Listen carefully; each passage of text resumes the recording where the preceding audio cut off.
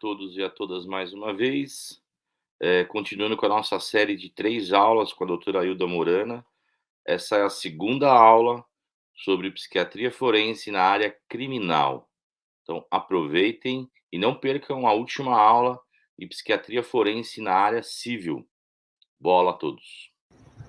Então, agora vamos falar especificamente da área criminal, ou chamada área penal, como é que são os laudos da psiquiatria forense na área penal.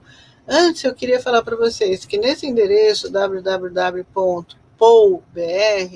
é Psychiatry Online Brasil, porque tem a italiana e tem a inglesa. E nessa Psychiatry Online Brasil, .med.br, vocês têm, assim, trabalhos sobre qualquer coisa em psiquiatria forense, né? É uma revista que tem a área de psicanálise, tem a área clínica, tem várias áreas, mas tem a área da psiquiatria forense, né? E tem qualquer coisa que vocês quiserem, tem lá, né? Todas as resoluções do CFM, é muito interessante. Pode passar. No direito penal, pode passar. O importante no direito penal é que o nosso direito no Brasil é muito diferente dos filmes que a gente assiste na televisão. Criminal Minds, Dexter, como é que é? Enfim, como é que era? Law. Enfim, tem essas séries aí da televisão. Porque nos Estados Unidos é diferente do Brasil. O Brasil, a gente tem códigos para tudo. A gente obedece à lei escrita, chamada de civil law. E a gente herda isso dos romanos. A gente escolhe seguir os ditames romanos. O romano vivia fazendo lei para tudo, né? Por isso que nos nossos códigos a gente tem muita citação em latim. Então, por exemplo, se o indivíduo cometeu um crime e esse crime não está previsto no Código Penal, não é crime, porque só é crime o que está previsto no Código Penal. E tem o Código Civil, tem o Estatuto da Criança e do Adolescente, tem o Código do Idoso, tem o Código do Consumidor, tudo está lá previsto. O que lá não tiver previsto não é infração, não é crime. Então é a chamada civil law, que a gente segue no Brasil, chamada lei escrita. A gente tem códigos. Diferente dos Estados Unidos, pode passar o próximo, dos Estados Unidos e da maior parte dos países da Europa, que obedecem à lei do senso comum, chamada common law, né? A lei do senso comum, eles não têm código. Então, você cometeu uma infração no trânsito, o guarda te leva para o tribunal e o juiz vai falar: o que você fez? O cara me fechou, aí eu dei umas porradas nele, vai para a cadeia. Não, paga uma fiança. Da próxima vez eu mando te prender. Ele vai pelo bom senso dele, do juiz, né? Então, sentenças podem ser variadas de acordo com o bom senso de cada juiz e do humor do juiz naquele dia, né? Mas, para casos mais complexos, eles usam a jurisprudência. Então, ele vai falar assim: olha, eu julguei esse caso segundo porque ele é igual a um crime cometido em 1850 e tanto, né? Mas eu julguei porque é um caso igual, né? Não importa que faz 200 anos. O importante é que era um caso igual, é a jurisprudência. E se for um caso que não tem jurisprudência? É um caso novo. Aí o juiz, esse caso vai ficar famoso porque o juiz vai julgar um caso chamado caso de primeira impressão, né? E esse processo vai receber o nome da cidade, às vezes o nome do juiz, né? O nome da escola que aconteceu o crime, enfim. Vai receber alguma coisa que identifique aquele processo e aí ele vai virar uma jurisprudência. Então, é a lei do bom senso, né? Não sei se vocês acham que é melhor no Brasil ter código penal ou que o juiz utilize o bom senso. A maior parte das pessoas acha que no Brasil é melhor se está tudo escrito, né? Não confio muito no bom senso dos juízes. Enfim, vamos lá.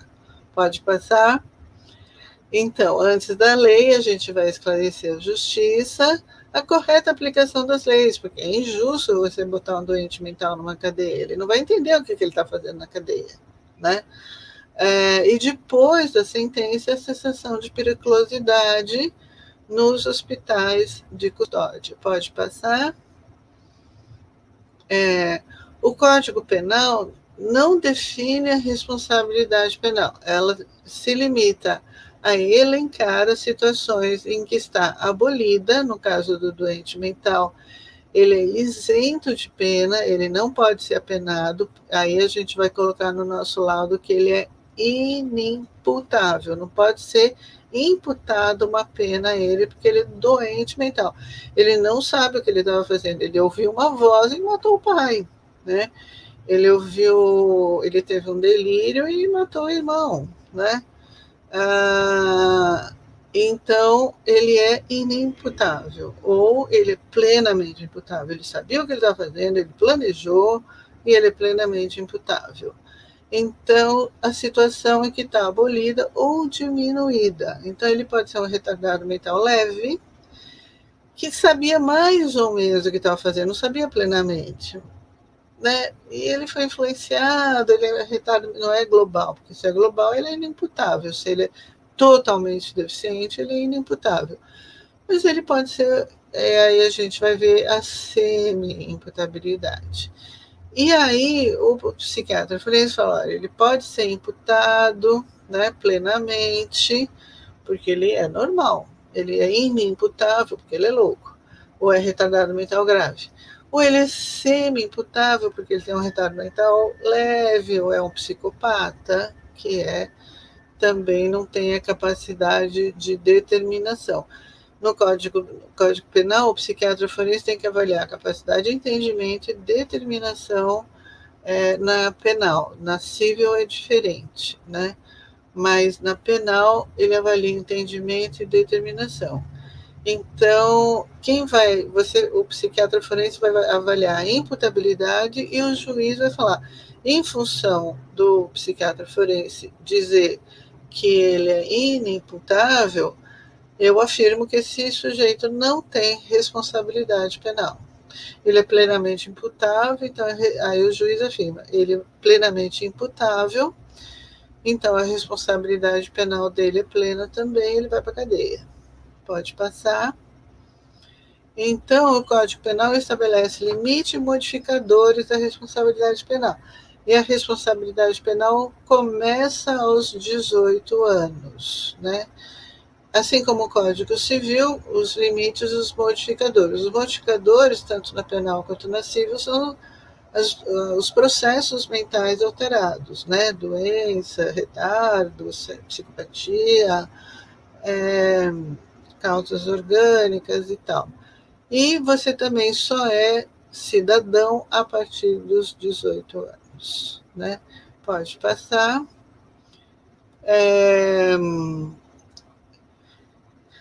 Essa coisa de diminuir a responsabilidade penal para 16 anos, para 14, né? Na verdade, pode passar. Na verdade, no nosso caso, é igual a da Espanha, França, Alemanha, que eles falam, a responsabilidade penal começa aos 14, aos 12, aos 13. Para nós, começa aos 12. Pode passar. Ou seja, só crianças com menos de 12 anos não podem ser julgadas, né? Ou punidas pelo Estado. Mas a partir de 12 anos, se ela cometer um crime, ela vai sim ser julgada. Só que vai ser julgada pela vara da infância e da juventude, que são juízes especializados em adolescentes. E aí ela vai pagar uma pena, ela vai reparar o dano, ela vai receber uma advertência, ela vai prestar serviço à comunidade, ela vai ter uma LA, uma liberdade assistida. Quando jovem, ele tem encontros periódicos com o orientador, ou vai ser colocado em regime de semi-liberdade ou internação, né? Que é a chamada medida socioeducativa, né? Todas essas são medidas socioeducativas, mas aí ele vai ter uma medida socioeducativa de internação em instituições próprias da infância e da juventude, né? E aí ele fica no máximo de 3 anos ou até completar 18 anos.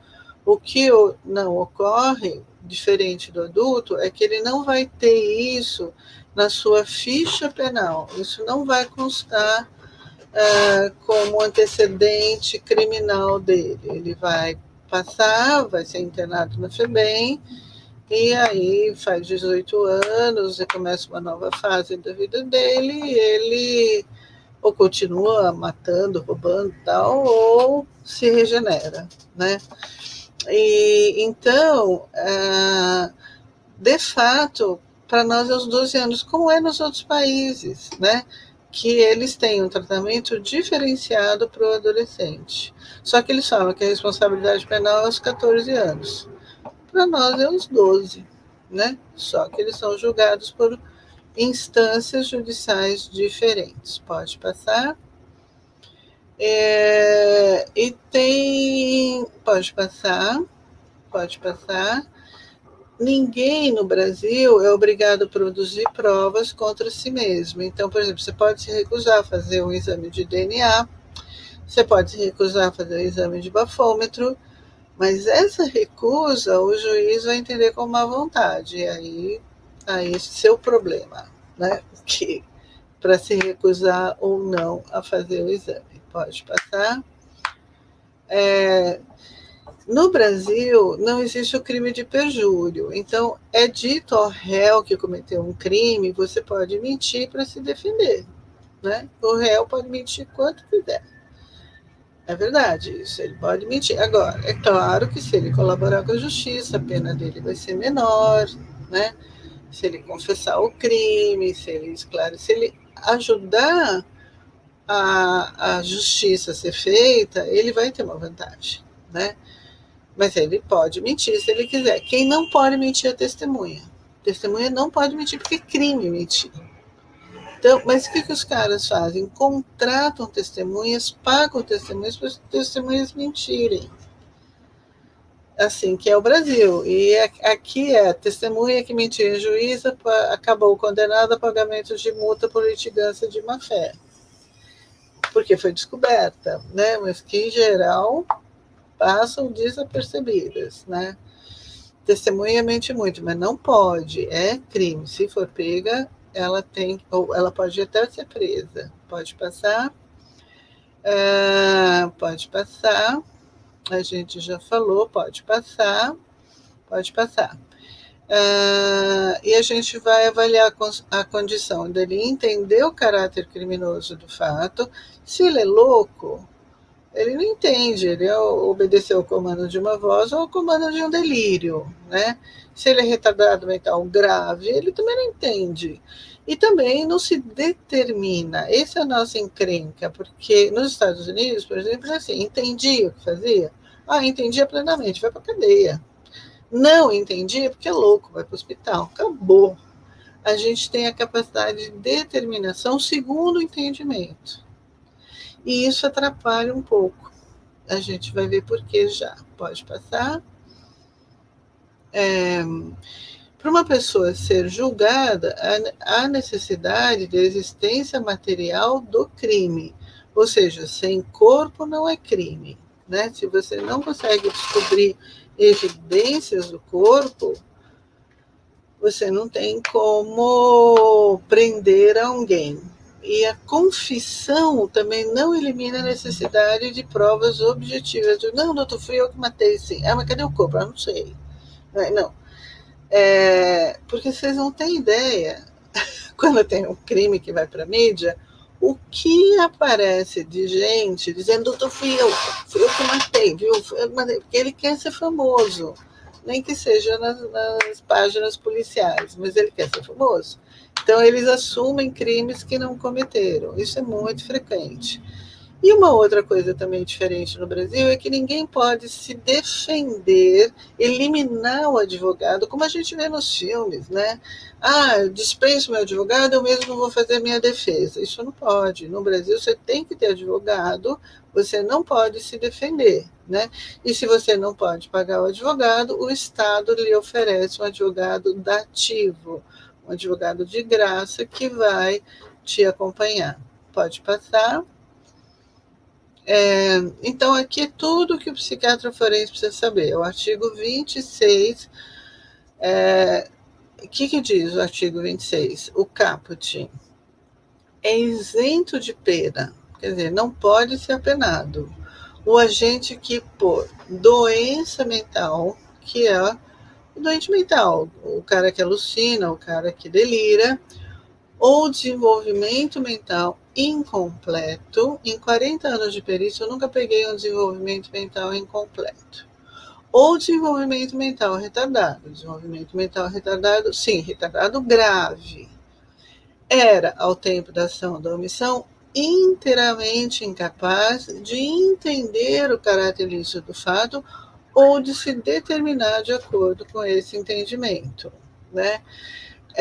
Ele era inteiramente incapaz, né? Então tem que ser uma doença mental, né, grave ou um retardo mental grave, porque desenvolvimento mental incompleto é diferente do retardado. O incompleto é o surdo-mudo que não aprendeu a linguagem de Libra. Eu nunca tive um caso que ele não soubesse. Um colega falou que pegou uma pessoa que não tinha linguagem de Libra, mas ela não tinha cometido nenhum crime. Ou o índio não aculturado, porque os índios que estão entre nós são tudo aculturado, né? Vendem artesanato. Tem índios que vivem lá no meio da Amazônia que não são aculturados, eles não têm a noção de que não pode matar. Eles matam as meninas que nascem, afogam no rio, mas eles não são aculturados. Aí é desenvolvimento mental incompleto. Então, é o índio não aculturado e o surdo-mudo que não teve. E é isento de pena, ele é inimputável. E o quesito que você vai responder vai obedecer a essa escrita. Era o sujeito, ao tempo da ação, da omissão, inteiramente incapaz de entender o caráter ilícito do fato devido à doença mental? Era incapaz de entender, de se determinar por doença mental? E a mesma coisa para desenvolvimento mental incompleto e retardado. Um quesito para entendimento e um quesito para determinação. Pode passar. Aí vem o parágrafo único do artigo 26. No parágrafo único, porque os juristas pensavam assim, mas tem gente que não é completamente louca, né? Tem gente que não é completamente retardada. Tem uns caras que eles são meio perturbados só, né? Eles são juízes, eles são leigos. E perturbação virou artigo da lei. Então, quando você ouvir a palavra perturbação, ele é semi-imputável. Porque é o parágrafo único. Então, a pena pode, sim, pode não, né? O juiz fica facultado ao juiz resolver isso. Pode ser reduzida de 1 a 2/3 se o agente, em virtude da perturbação da saúde mental, aí ele fala em saúde mental, ele já não fala em doença mental, ou por desenvolvimento mental incompleto, que é um surdo-mudo que tem ou não tem capacidade de aprender Libras, né? Ou é um índio que é meio aculturado, não entendo isso. Ou ele era um retardado mental leve, então ele é perturbado, né? E a redação fala, não era inteiramente capaz de entender ou se determinar de acordo com o seu entendimento. Aí ele é perturbado e você vai dizer que ele é semi-imputável. tá? Os quesitos também vão fazer isso. Era o sujeito ao tempo da ação da omissão não inteiramente capaz de entender o característico do fato por perturbação da saúde mental. Perturbação é o sujeito retardado mental leve ou o psicopata. Por que o psicopata? Porque o psicopata entende plenamente o que faz, né? Mas não consegue se determinar porque é da natureza dele. Então, ele não consegue deixar de fazer. Imagina, o psicopata consegue se determinar, porque ele sabe a hora que ele vai fazer, então ele tem capacidade de determinação. Não é isso que diz a lei. A lei entende que o psicopata, pela natureza psicopática dele, ele não consegue deixar de fazer a maldade. É que nem a fábula do sapo e do escorpião. Todo mundo conhece? A fábula do sapo e do escorpião, a floresta está pegando fogo e os animais estão indo para o rio para atravessar, para se salvar do fogo. E aí chega o escorpião e fala, mas eu não sei nadar, né? Aí passa o sapo, ele falou, sapo, posso subir nas suas costas? O sapo falou, de jeito nenhum, você é um escorpião, você pica as pessoas. Ele falou, mas não vou picar o senhor vai me ajudar. E na pressa o sapo fala, então sobe. Quando chega na outra margem, o que o escorpião faz? Pica o sapo, e o sapo morre. E antes de morrer, o sapo fala, mas você prometeu. Ele falou, desculpe, é da minha natureza. É assim o psicopata. Ele vai fazer, por isso que é importante o diagnóstico psicopata, que você tem certeza que ele vai reincidir. Ele às vezes fica 30 anos na cadeia, como a gente já viu casos acontecerem, o cara fica 30 anos com um comportamento exemplar. Um dia ele vai e mata uma pessoa depois de 30 anos. Então, fez o diagnóstico psicopata é importante, porque o psicopata reincide, né? Por isso a capacidade de se determinar. Atualmente, eu passei 40 anos fazendo perícia e sempre coloquei psicopata como semi-imputável, né? E os juízes, é semi-imputável, é psicopata, vai reincidir, pena de 100 anos. Eu vou reduzir a pena de 1 a 2 terços, cai para 30 e é o máximo que ele pode ficar, né? Atualmente, o máximo que pode ficar saiu de 30 para 40 anos. Mas aí, muitos juízes começaram a dar as penas, pela superlotação dos presídios, da pena máxima de 30 anos. Hoje dariam pena máxima de 40 anos. E aí reduz 1 a 2 terços e o cara fica 10 anos preso e cometeu um crime bárbaro. Então não dá. E aí os psiquiatras forenses optaram para a plena imputabilidade do psicopata, e hoje é o que os psiquiatras forenses acordaram fazer, e colocam o psicopata como plenamente imputável, mas pela lei não é. Pela lei ele é semi-imputável. Agora, essa coisa da capacidade de determinação é uma encrenca, porque só o Brasil é que tem, né? Tem outros países que têm mais ou menos uma semi-imputabilidade, mas é bem mais clara, né? E é possível que o parágrafo único seja abolido do Código Penal, tá? Aí entende ou não entende, né? Fica só a capacidade de entendimento para o psiquiatra forense avaliar, porque a capacidade de determinação ela é complexa mesmo. Pode passar. E aqui os quesitos, né? Era o réu, a tempo da ação, da omissão, inteiramente incapaz de entender o característico do fato em virtude de doença mental. A mesma coisa, capacidade de se determinar em função da doença mental e assim por diante. Pode passar, pode passar. E o doente mental, ele tem uma conduta delitiva influenciada, óbvio, pela doença mental, né? Pela alucinação, pelo delírio. Ele não tem antecedente criminal. A vítima é conhecida e com relação de proximidade. A vítima, em geral, mora na casa ou é vizinho, porque na hora que ele ouve a voz, ele comete o crime. Na hora que ele tem o delírio, ele comete o crime, né? É um crime de supetão, digamos assim, né? Não é um crime planejado, não é nada disso. O doente mental é louco, ele faz a coisa na hora.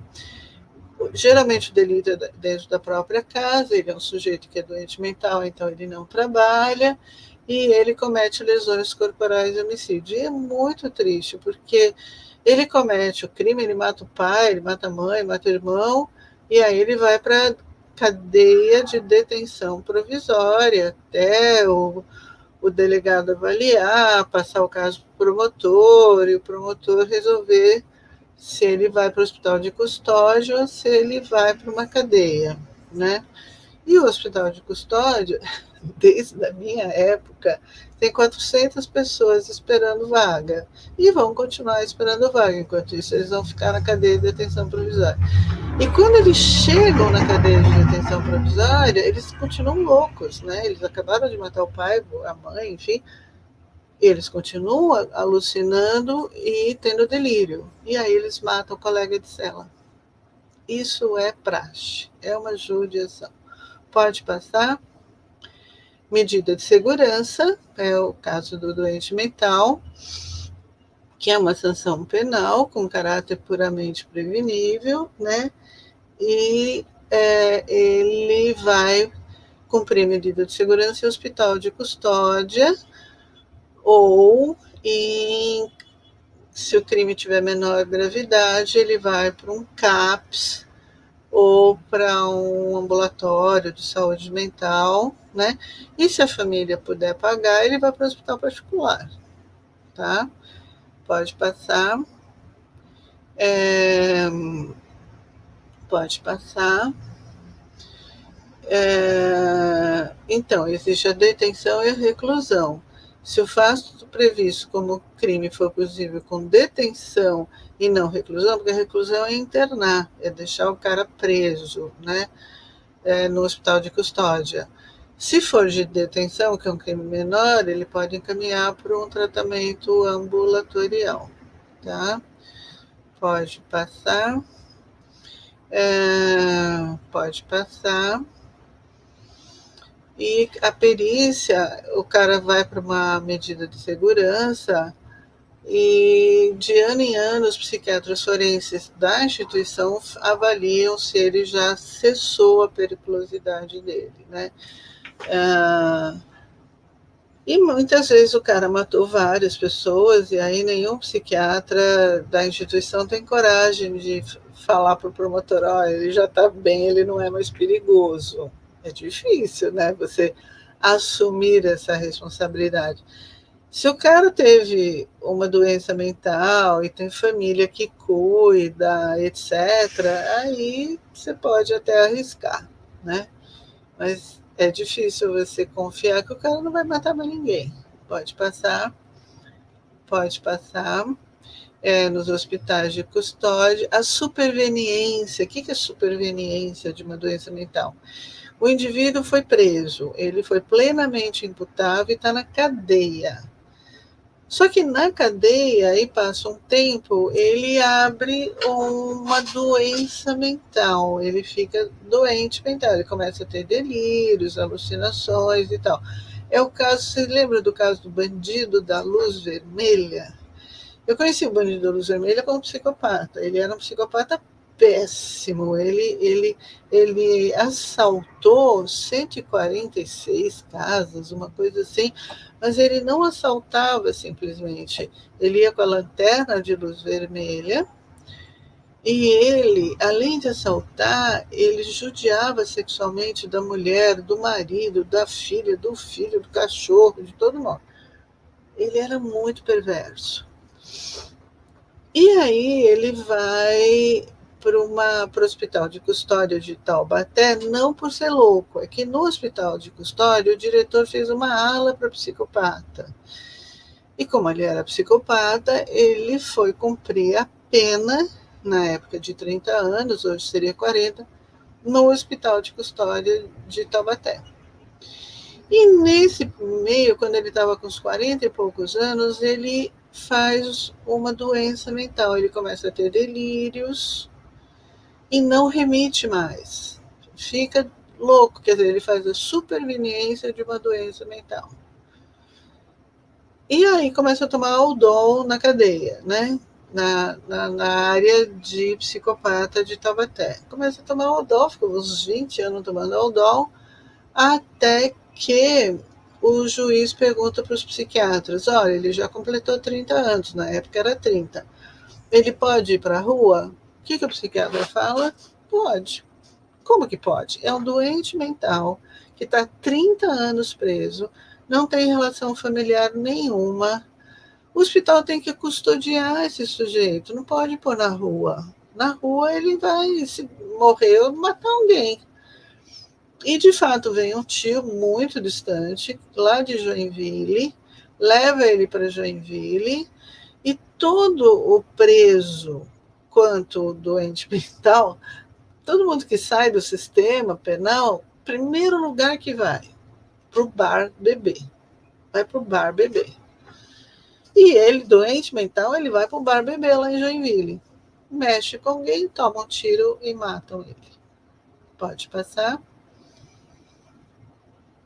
O feminicídio é o que define o fato de você ser uma mulher. Se você fosse homem, você não seria morta. É uma violência doméstica e seu algoz se julgou superior a ela com mais direitos. É o feminicídio. Pode passar. São Paulo é o lugar mais seguro, aqui é de 2011, mas atualmente São Paulo é o que tem menor homicídio no país, no Brasil inteiro. É o que tem menor homicídio. O São Paulo já chegou a ficar em quinto lugar em ranking de homicídios, daí os prefeitos foram e trabalharam, por exemplo, Diadema. Diadema, o prefeito viu que os crimes eram relacionados à morte por alcoolismo. Os caras iam para o bar e se estapeavam. Né? O prefeito mandou fechar os bares às 10 horas da noite. O índice de homicídio desabou em Diadema. Tem um bairro aqui em São Paulo, Jardim Ângela, muito perigoso. Aí o prefeito foi lá, abriu as escolas, abriu oficina, porque ele viu que os crimes eram realizados por jovens no final de semana. Então ele deu uma série de atividades para os jovens, o índice de homicídio caiu. E assim os prefeitos foram fazendo em cada área e saiu de quinto para 25º e hoje nós estamos em último lugar. Se São Paulo, que a gente acha que é violenta, a gente tem medo de sair à noite na rua. Quem não tem? Tem medo. De carro, a pé, você tem medo. Imagina o resto do país. Como é que é? É muito triste. O Brasil é muito violento. Pode passar. Progressão da pena. Pode passar. Então, se um preso cumpriu um sexto da pena, então digamos que ele pegou uma pena de 12 anos, que é uma pena de homicídio, 12 anos, ele vai ficar um sexto de 12 é 2. Ele vai ficar 2 anos preso, porque depois que ele cumpriu um sexto, ele pode passar para o regime semiaberto. Se for crime hediondo, que é sequestro, latrocínio, tráfico, estupro, homicídio qualificado, que são homicídios com outras maldades além de matar, ele vai cumprir aí 2/3 em regime fechado, daí 12 anos, digamos, a nossa pena imaginária é 12 anos. Quanto que é 2/3 de 12? É 8, aí ele vai ficar 8 anos em regime fechado. Pode passar? Pode passar. Pode passar. O Senado aprovou assim 2/5 da pena para os primários e 3/5 para os reincidentes. Pode passar. Cada 10 presos pelo crime de roubo, 7 deles já reincidiram no estado de São Paulo. Né? Então, a reincidência é muito, muito alta no estado de São Paulo. Mas quando o cara não é psicopata, ele é um delinquente comum, ele tem um transtorno parcial da personalidade, é um traste, mas ele não mata. Por exemplo, ele rouba, ele assalta, ele faz estelionato, mas ele não mata, porque ele tem preservada, pouco preservada, algumas funções afetivas ainda. Do psicopata não tem nada preservado. Ele é um cara que não enxerga o outro como ser humano. O outro só é um objeto para ele se aproveitar. E é o que a gente chama de transtorno global da personalidade. Mas os transtornos parciais, eles reincidem, roubo, né? Mas aí o Túlio Kahn, que é um grande estatístico que fez a estatística da criminalidade no país, no Brasil, ele viu que os sujeitos com transtornos parciais da personalidade, eles reincidem até 3 vezes. Até 3 vezes eles voltam para a cadeia. E depois eles não querem mais serem presos, então, entre aspas, eles se ressocializam. Não que eles mudem, continuam o traste, mas não querem mais ser presos. Então, eles abrem uma mecânica, um cabeleireiro, entendeu? Abre aí um comérciozinho para não ser preso mais.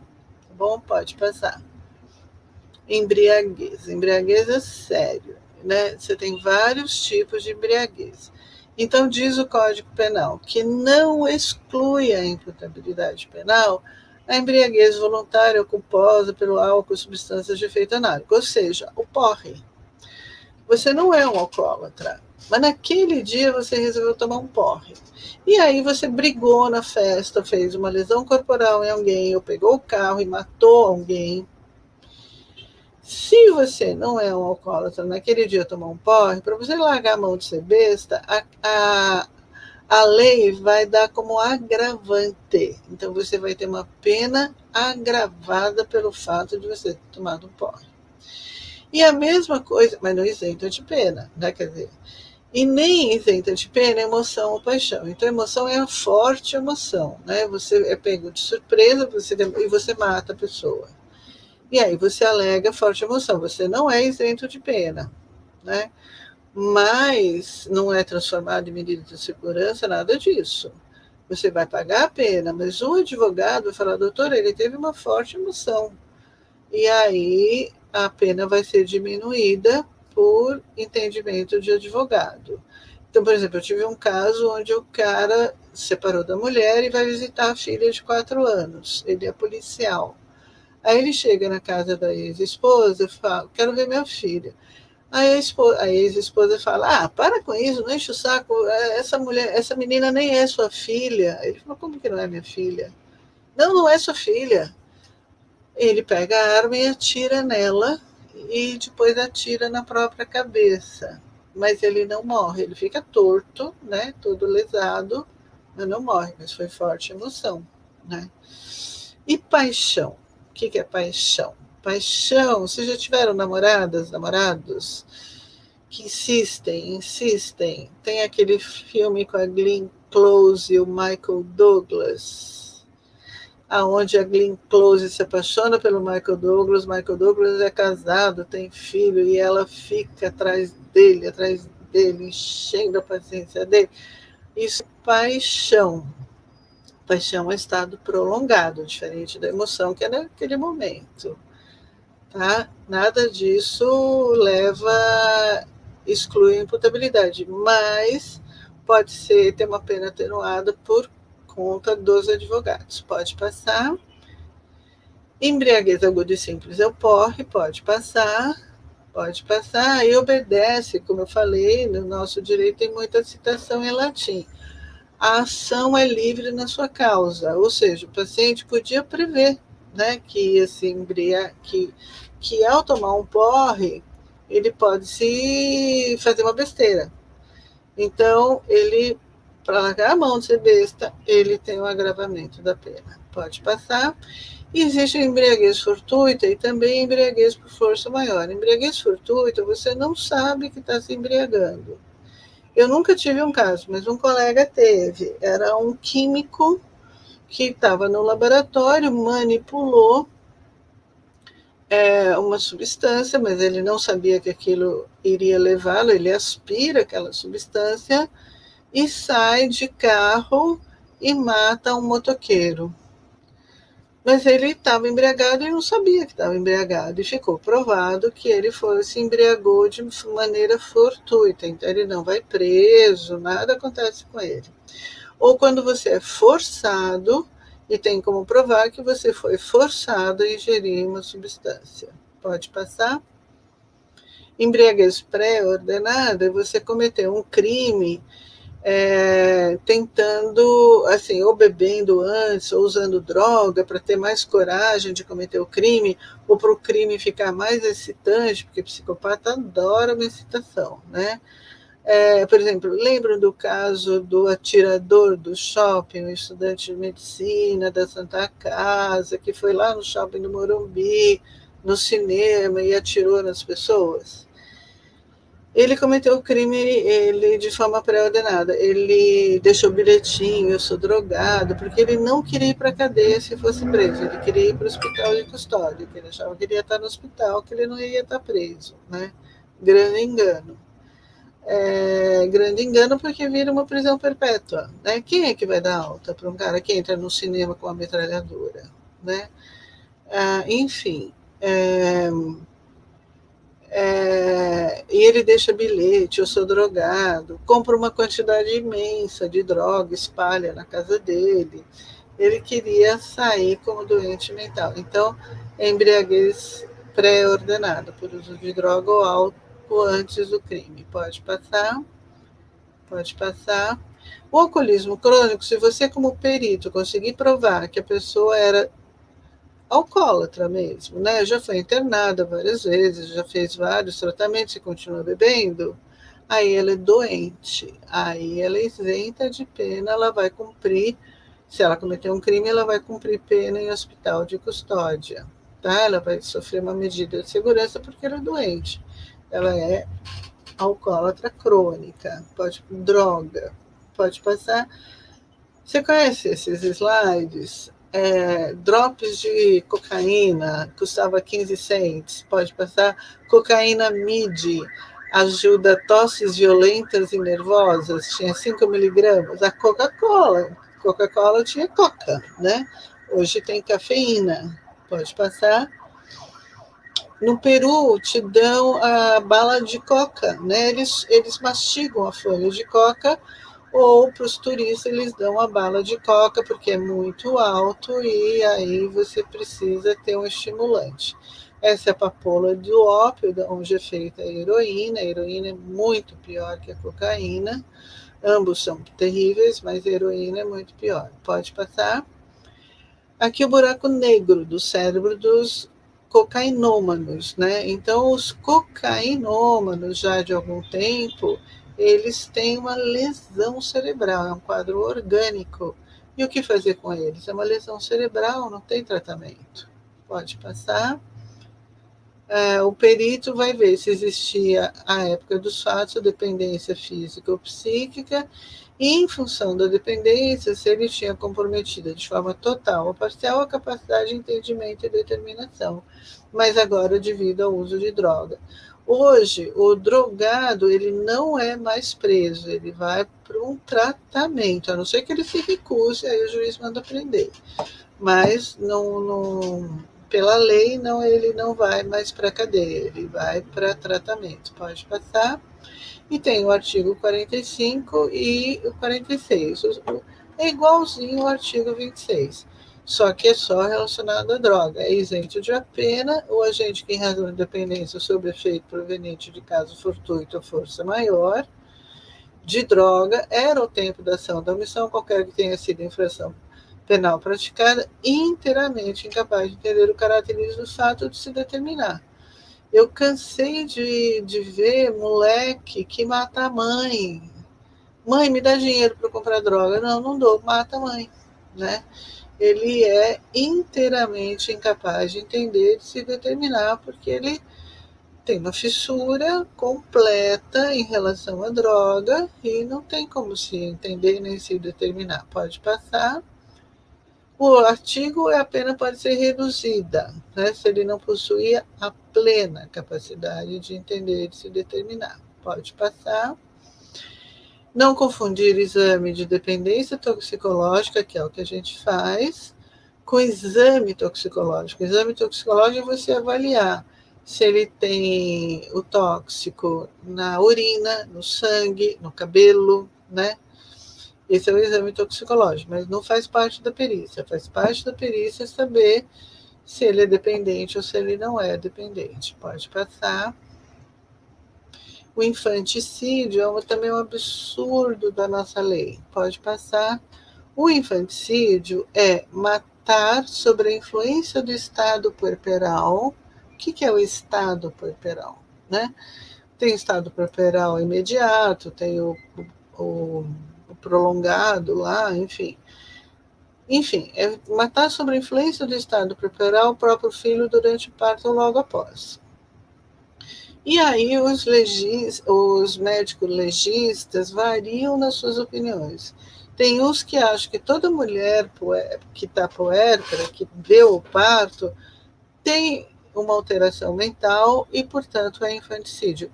Se você, como perito, colocar como infanticídio, você diminui drasticamente a pena. Você diminui, não. Você sugere ao juiz que foi infanticídio e aí ele diminui a pena, né? Se você não colocar infanticídio, a mulher que mata o filho logo após o nascimento, ela vai pegar um homicídio e aí ela vai pegar 20 anos de cadeia, 12 a 20 anos, né? E tem médico legista que fala, olha, o problema é a pobreza, porque em geral são empregadas domésticas que engravidam do patrão ou do filho do patrão, escondem essa gravidez e quando nasce a criança mata a criança. Então é de uma causa social, tudo isso é infanticídio, né? Eu não vi, né? Nesses meus 40 anos de perícia eu não vi. Eu vi homicídio mesmo, porque as mulheres tinham plena noção e planejavam quando a criança nascer matar a criança. Elas podiam ter outros recursos, né? Doa a criança, faz qualquer coisa, mas não mata o seu filho, né? Enfim, mas tem um psiquiatra no Rio que escreve um livro sobre infanticídio e ele dá infanticídio para todo mundo. É muito controverso essa questão do infanticídio, porque é o estado puerperal matar sob a influência do estado puerperal o filho logo após o parto. Quanto que é esse logo após? Imediato, algumas horas, uma semana, um mês, 2 meses, 3 meses? Quanto que é? Porque o estado puerperal pode durar, né? Pode passar. O estupro mudou. Pode passar. O estupro ainda hoje é definido como crime contra o costume. Por quê? Porque diz o costume que quem pode transar com a mulher é o marido, né? E se alguém vem transar com a mulher dele, ele tem que pagar pelo crime de estupro, porque ele feriu o direito do marido, não é o direito da mulher. Por isso que é crime contra o costume. Mas e a solteira? Aí a lei complementa. E sobre a livre disposição do corpo no que se refere a finalidades sexuais. Pode passar. E era assim, tinha o artigo 213, que era o crime de estupro, e o 214, que era daqui a pouco a gente vê. O crime de estupro era constranger mulher à conjunção carnal mediante violência ou grave ameaça. Então, no crime sexual, é sempre a violência presente. Sem violência, tem consentimento, não é crime sexual. E o crime de estupro era pênis-vagina, né? Independente ou não de haver ejaculação. Então, o que eles faziam?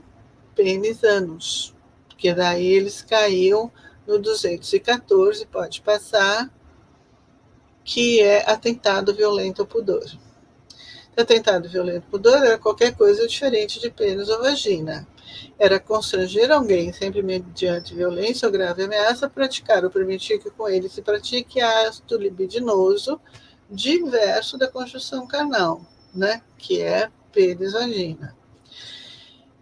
Pode passar. E agora a lei diz assim, crime sexual, constranger alguém, não é mais a mulher. Ou seja, Alguém pode ser a mulher constranger um homem, ou um homem constranger outro homem, ou uma mulher constranger alguém, mediante violência ou grave ameaça, a ter conjunção carnal, né? Ou a permitir ou praticar que com ele se pratique outro ato libidinoso. Então, qualquer coisa é crime sexual. Pode passar. Qualquer forma de sexo forçado, seja oral, anal, ato libidinoso, dependente do sexo da vítima, passa a ser classificada como estupro, para configurar sempre a questão da grave ameaça ou violência. E é possível desta arte que o homem seja vítima de estupro praticado por uma mulher, né? Já pensou? O homem chegar na delegacia, ela me estuprou. Como assim? Enfim, pode passar. A Folha de São Paulo informa que o ortopedista de 44 anos foi condenado por estuprar pacientes do hospital regional. Ele cometeu crime contra 7 vítimas, todos homens e com idade de 20 e 30 anos. Pode passar. E tem o crime, o estupro de vulnerável. O estupro de vulnerável é interessante, porque é o seguinte, menor de 14 anos, a lei entende que ela não tem, a criança de 14 anos, o adolescente de 14 anos, não tem maturidade para decidir se quer ou não ter aquela prática sexual. Mas está cheio de meninas de 14 anos que se prostituem para conseguir comida, né? Ou porque o pai e a mãe manda, coloca a filha, o filho para se prostituírem mesmo, né? Agora, se você for pego transando com uma menina com menor de 14 anos, você vai para cadeia, porque é crime de vulnerável. Não pode transar. É claro que você não vai pegar uma criança de 12 transando com uma criança de 13, aí não. Mas, se você é adulto e transa com uma menina menor de 14 anos, você vai para a cadeia. E também é crime estupro de vulnerável quando a pessoa está engessada, não pode se defender, quando a pessoa é retardada, não pode se defender, ou é louca, ou quando a pessoa está sob anestesia, né? Teve o caso aí do Roger Abdel Massif, que as meninas estavam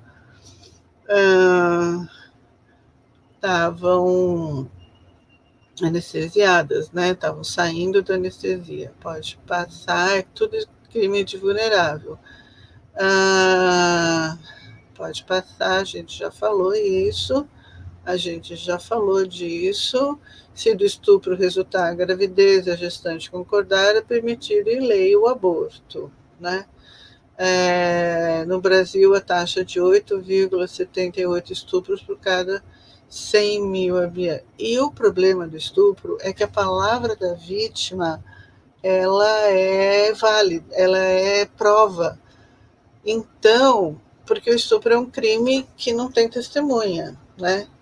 Então, o Nagashi, que foi o secretário da Administração Penitenciária, construiu as primeiras 3 cadeias de criminosos sexuais, porque o criminoso sexual, na cadeia, ele sofre muita agressão dos outros presos, porque o preso tem como regra não estuprar, porque quem é estuprador pode estar estuprando a mulher ou a filha deles.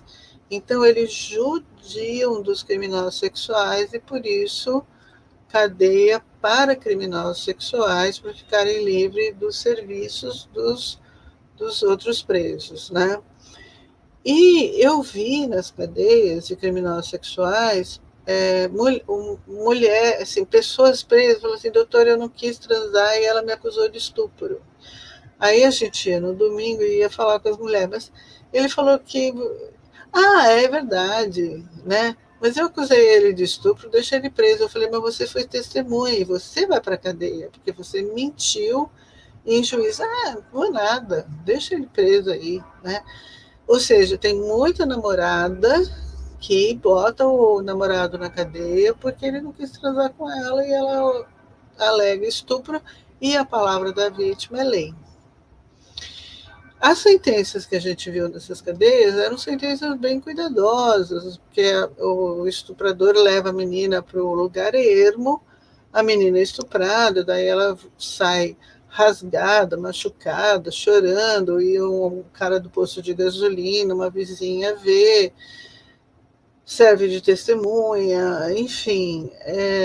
Mas tem casos que realmente escapam da justiça mesmo, né? Teve um caso que o menino estava preso, era um médico, estava preso porque tinha uma paciente que ele transava. E ele transou 3 vezes com essa paciente. Na quarta, ele não quis transar.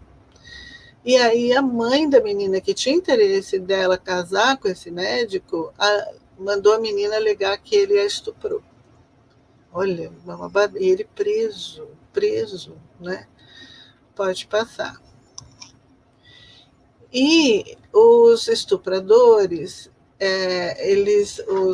os outros criminosos, eles tatuam pênis no peito, no braço, nas costas, né?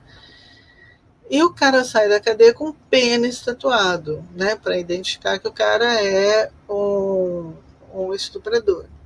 E aí o que eles fazem? Transformam o pênis, aqui vocês estão vendo, é um pênis ereto, com a glande e a bolsa escrotal, e eles arrumam essa tatuagem para virar Nossa Senhora, que eles puxam o manto e vira Nossa Senhora.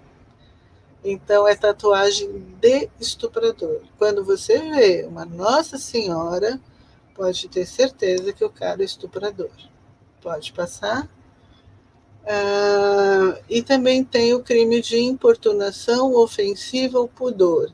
É importunar alguém em lugar público, acessível ao público, de modo ofensivo ao pudor. É os caras que ficam se encostando, encoxando, né, as mulheres no ônibus, esse tipo de coisa. Pode passar. A pedofilia, né? A gente viu nessas cadeias. Tem 3 tipos de pedófilo. Tem o pedófilo que gosta de ver imagens de pedofilia, mas para ele guarda no computador dele e não passa para ninguém. Ele se excita com essas imagens, mas ele não as divulga. Não é crime. Agora, tem o cara que faz uma rede de imagens, assim, passando de um para o outro e tal. Isto é crime.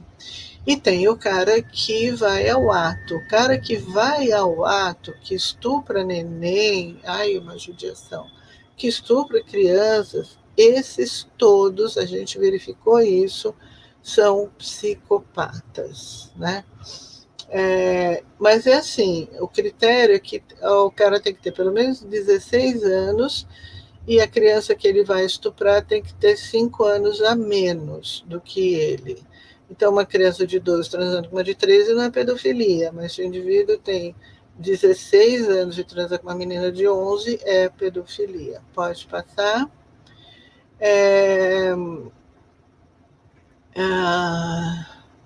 Quando o pedófilo exterioriza a sua conduta, está caracterizado, pode passar. A homossexualidade não é mais doença mental, são variações do desenvolvimento sexuais que podem ser problemáticas para o indivíduo. Então, saiu da doença mental. Pode passar. No Brasil, colônia, para vocês terem ideia, a homossexualidade era chamada de sodomia e classificada como crime de lesa majestade. O indivíduo era enforcado ou queimado na fogueira, né? As parafilias também não são doenças, são taras sexuais, né? Pode passar o próximo. E olha a lista, tem de tudo. Isso é lista parcial. Tem de tudo, né? A sexualidade humana é muito frágil, é um problema a sexualidade humana. E as taras sexuais têm de tudo quanto é tipo, mas não são doenças, são variações, né, da sexualidade humana. Enfim, pode passar. E para mim me interessa particularmente a hibristofilia, que é a mulher gostar do homem preso ou do homem que comete crime. Então, se você passar numa cadeia de domingo, tá uma fila de mulheres indo fazer visita íntima, porque elas gostam do preso. E a gente também perguntou para elas: por que vocês gostam de ter visita íntima? Não, porque eles não traem a gente. Ah, tá bom. Lá dentro eles têm uma infinidade de mulheres, né?